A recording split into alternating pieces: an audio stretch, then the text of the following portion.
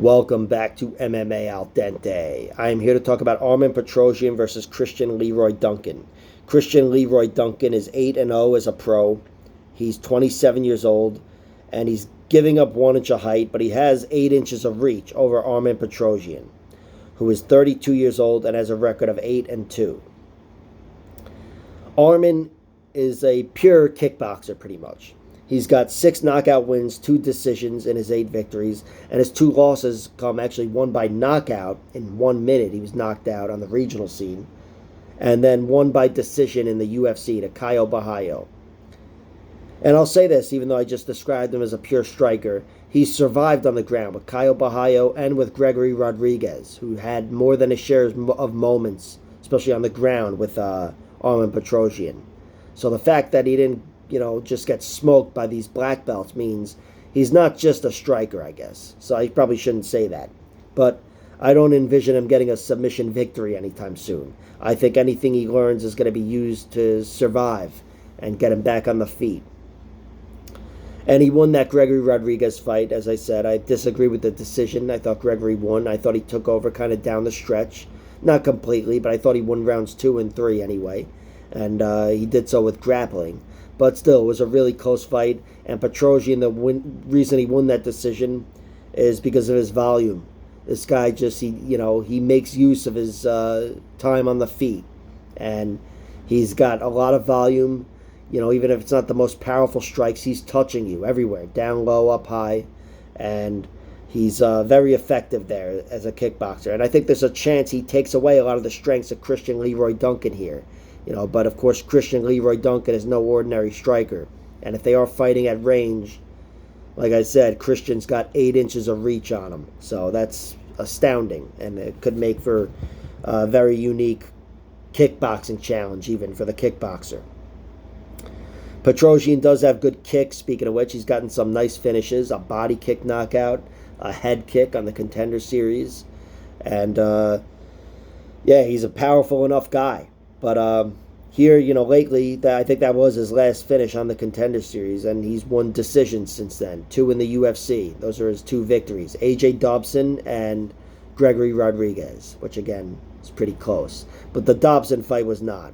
He definitely beat A.J. Dobson and looked very sound doing so.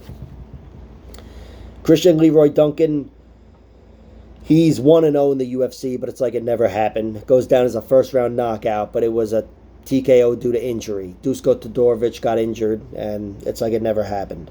But still, outside the UFC, he was 7-0, and he had 5 knockouts and 1 submission, just 1 decision victory. And Christian Leroy Duncan has fought nothing but good fighters as a pro. Everybody he's fought had more experience than him and a winning record, which is not something you usually see. So some solid records there and some solid fighters, and he had an answer for every one of them. Put just about every one of them away, and he's not just good in that conventional long, tall guy sense. He's got some killer in him. Flying knee knockout over this guy, Dejan or whatever, but that was deep into the fight as well. Jati Melon, I think. I don't know. Jati is the first name anyway. And then he got a beautiful spinning back fist knockout over this guy, Dimitrov, I think. Spinning back fist. He's a wild guy, he makes use of his range in a lot of different ways. But here, he's definitely got to mind his P's and Q's, because Armen Petrosyan, not only is he a dangerous striker, but he's a guy that can, that can just suck you into his type. He can neutralize you. He's got that neutralizer in him. And I think Christian Leroy Duncan, there's a chance he looks limited on the feet against Armen Petrosyan. Of course, Petrosyan's the one guy between the 2 of them who's been finished. Christian Leroy Duncan, I should mention, has an extensive amateur record, 17-6. That's where he's lost 6 fights. But every one of those is by decision. And I'm pretty sure every one of those is a 9-minute fight with 3-minute rounds. So it is what it is. But still, he's lost enough for me to say he's durable on paper. And I do think he is.